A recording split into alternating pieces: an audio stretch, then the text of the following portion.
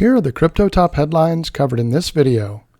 New trailer released for the upcoming 2024 Ripple documentary, XRP Unleashed. Next, no crypto ad spots are expected for Super Bowl 58. Also, U.S. lawmakers challenge SEC on crypto asset regulation. Plus, BlackRock and ProShares Bitcoin ETFs overtake GBTC's daily trading volume. Welcome to Crypto Top Headlines, where there's no clickbait thumbnails or titles, and no speeches on my opinions, just bringing crypto's news to you. We are a new channel here on YouTube, and would greatly appreciate it if you would click on the like and subscribe buttons, as well as the notification bell. It does help support the channel, so thank you in advance for doing so. Now, on to these headlines. Our first top headline, Fruition Productions just released their new trailer for their upcoming documentary called XRP Unleashed. So I think you'll dig this as something that we made in the office on ETHgate. Gave a speech and they cashed it.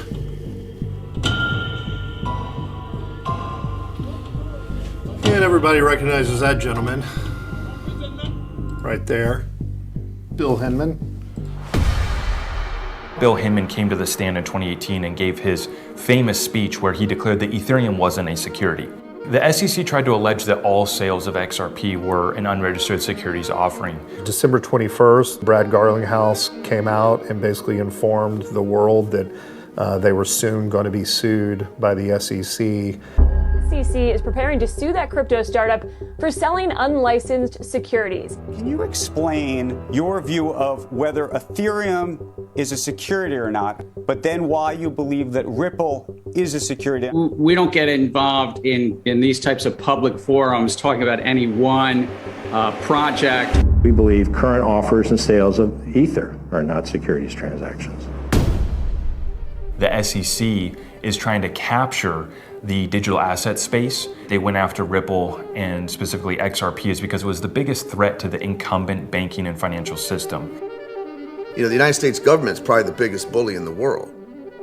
I read the complaint and it was terrible news.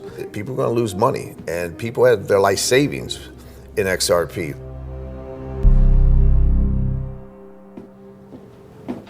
All right, welcome to Regulatory Capture 101, also known as ETHgate.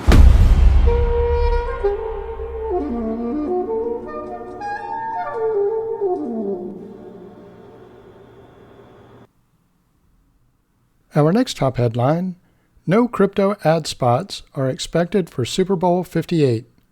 BMW, Budweiser, State Farm, Oreo, DoorDash, and Hellmann's Mayonnaise are reportedly planning to advertise for the big game, food and cars, not AI and crypto. Millions of fans of American football watching the Kansas City Chiefs face off against the San Francisco 49ers in Super Bowl 58 will reportedly not see many ad spots featuring cryptocurrency exchanges on February 11th. According to a February 2nd CNN report, many companies that announced ad spots for the big game in 2024 are not associated with financial technology.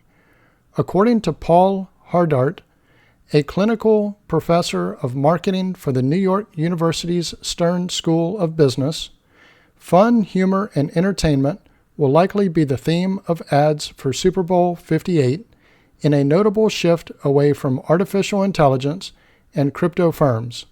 During Super Bowl 56 in 2022, crypto firms including FTX, eToro, Crypto.com, and Coinbase debuted ad spots.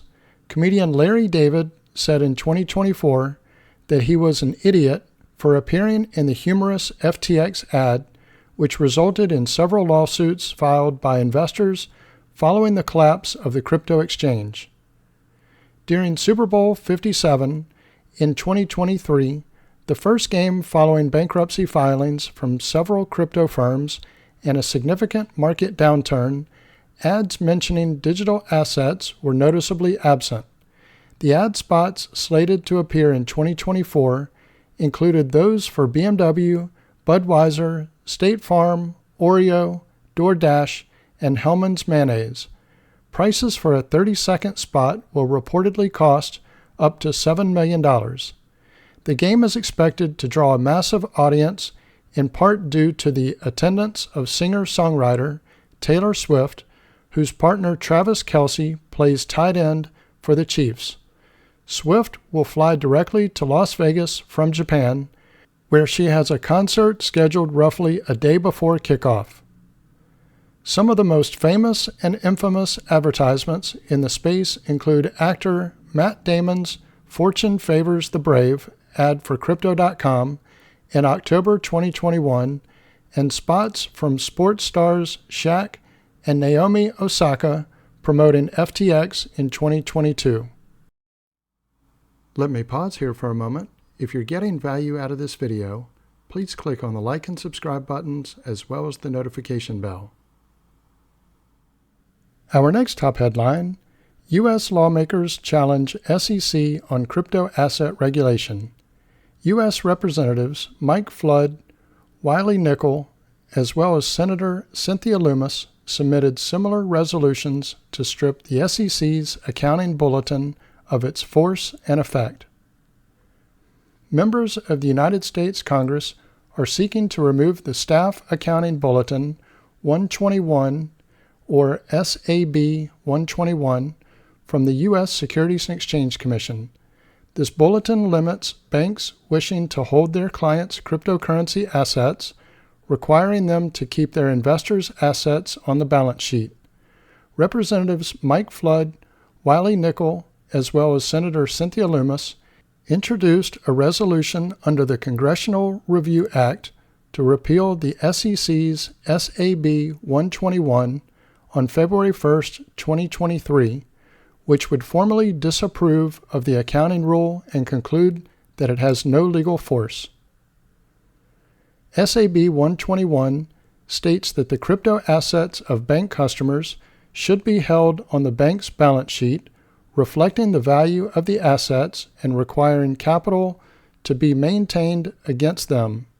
U.S. lawmakers have argued that it jeopardizes the willingness of regulated banks to act as crypto custodians and treats crypto holdings differently than other assets. In November 2023, several members of Congress submitted a memo urging key financial authorities, including the chair of the board of the Federal Deposit Insurance Commission, to provide guidance or take action clarifying that the SEC's SAB 121 is not enforceable following a Government Accountability Office, or GAO, finding. The GAO concluded that the congressional review of the SEC's SAB 121 is warranted following a letter from Lummis to the U.S. Comptroller General in August 2022. The review centered on determining if the bulletin meets the criteria for classification as a rule under the Congressional Review Act. Lummis expressed significant worries about how the SEC's SAB 121 bulletin might affect consumer protection and hinder well-regulated financial institutions from securely safeguarding Americans' hard-earned financial assets. She said, SAB 121 has massive implications, and the SEC should have received feedback on it from the federal banking regulators and the public before implementing this legally binding directive. In support of the statement from Lummis, Flood criticized the SEC for issuing SAB 121 without consulting with prudential regulators or going through the notice and comment process required for such cases. He emphasized that Congress should serve as a check in the face of overreach by a regulator. Our next top headline: BlackRock and ProShares Bitcoin ETFs overtake GBTC's daily trading volume. BlackRock and ProShares daily spot Bitcoin volumes surpass Grayscale's GBTC. Bitcoin traded between $42,580 and $43,400 $422 on February 2nd as the Grayscale Bitcoin Trust grapple hold over spot Bitcoin exchange-traded fund selling took a pause. BlackRock and ProShares ETFs daily volume surpasses GBTC volume.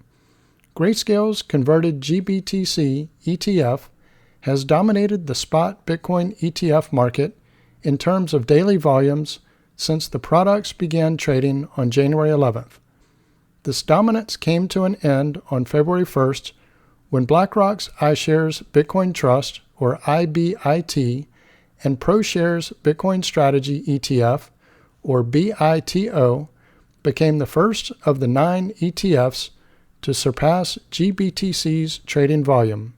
Data shared by Bloomberg intelligence analyst James Seifert on February 1st showed IBIT leading with $301 million in volume, while additional data showed that BITO had ended the day with $298 million trades placed. GBTC came in third with $292 million in trades. Seifert said, BlackRock's IBIT is the first ETF to trade more than Grayscale's GBTC in a single day. Total trading today was kind of a dud, though, at $924 million, the first day below $1 billion in dollar volume for the group since launch, Seifert added. This was the first time the total daily ETF trades were below $1 billion, with the cumulative trading volume now at $28.30 billion. At the time of writing on February 2nd, GBTC was back on top of the table with $240.68 million in trading volume. GBTC selling continues to taper off.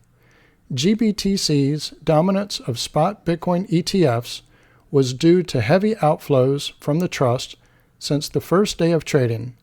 This has been largely attributed to the ability of investors to redeem their investment once the product was converted to a spot ETF, something they were unable to do before. In addition, Grayscale's high fees have seen it shed well over $5.8 billion worth of assets since January 11th, according to BitMEX research. The higher fee GBTC product has now shed over $5.8 billion worth of assets in the period, compared to combined inflows of $7.2 billion for the 9 newborn ETFs, according to BitMEX research. This dominance has, however, begun to decline over the last few days.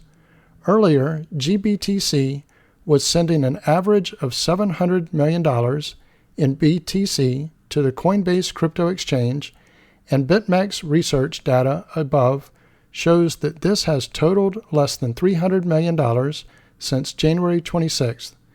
In terms of Bitcoin, 24,050 BTC outflowed from GBTC, reducing to 4,461 BTC on January 30th and 4,433 on February 2nd.